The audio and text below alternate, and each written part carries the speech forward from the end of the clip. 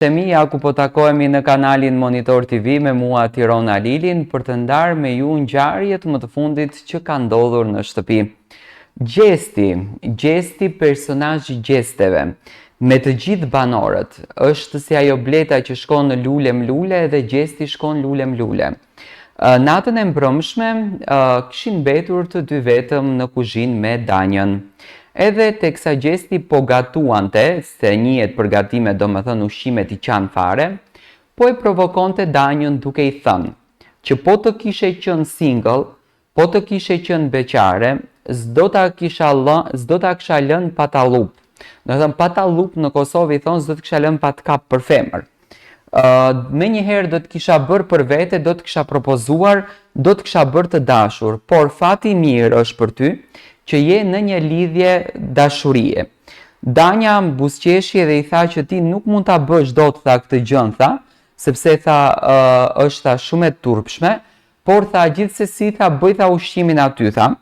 Edhe tha mos u merr tha me këtë pikën, ndale tha këtë temën. Gjesti filloi që të qeshet dhe Danja nga pozicioni te kuzhina ul tek tavolina e bukës.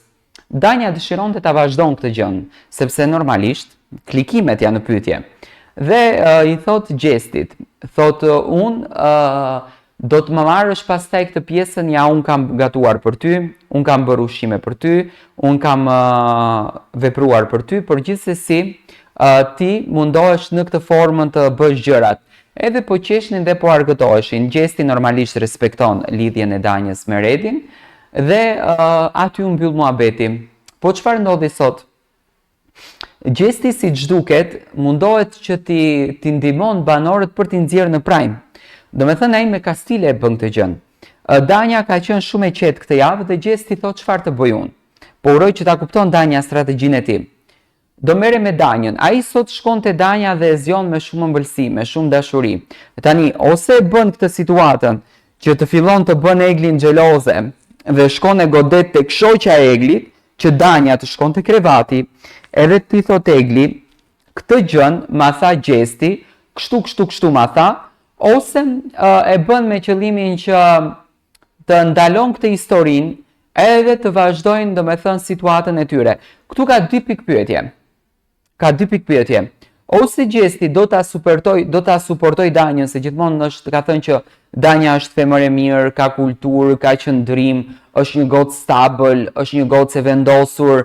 Do me thënë jo vetëm Gjesti, por të gjithë banorët e kanë vlerësuar fenomenin Danja, do ta them kështu, sepse pasi po vlerësohet nga të gjithë, po shndrohet në një fenomen, ose e bën këtë ngjarjen që Egli të bëhet xheloze, që Egli të preket në sedër, që Egli të reflekton, edhe të fillon që t'i shkon Gjestit nga mbrapa duke i quajtur ti e tradhtar, ti e manipulator, ti e mashtrus, e gjëra të këtilla.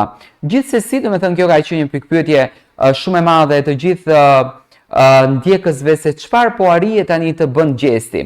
Do thënë Gjesti çdo natë kur bie në gjumë krijon një skenar. Si do t'jetë dita ime nesër? Do merre me këtë pikë dhe këtë pikë. Do merre me këtë banor dhe këtë banor. Dhe tani në shënjestrën e Gjestit është Danja. Ai tani ka filluar të jep vëmendje Danjës, ka filluar të jep fokus Danjës. Do thënë janë dy pika. Ose e bën këtë gjën që Danjën ta ngren sa më lart edhe ta nxjerrë në prime të shtunën për të filluar diskutimin se çfarë po ndodh me Gjestin dhe me Danjën, për ta mbajtur akoma në lojë.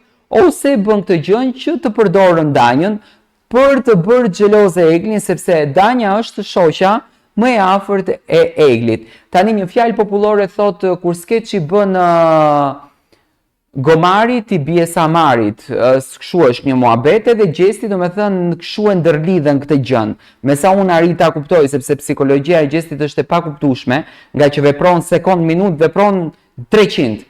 Dhe për këtë gjë dëshiroj të marr mendimin tuaj. A e shikoni edhe ju si mua këtë propozimin në thonjza, këto fjalët e hedhura, këtë zgjimin e mëngjesit që ka Gjesti kundër drejt Danjës? Dua të marr mendimin tuaj.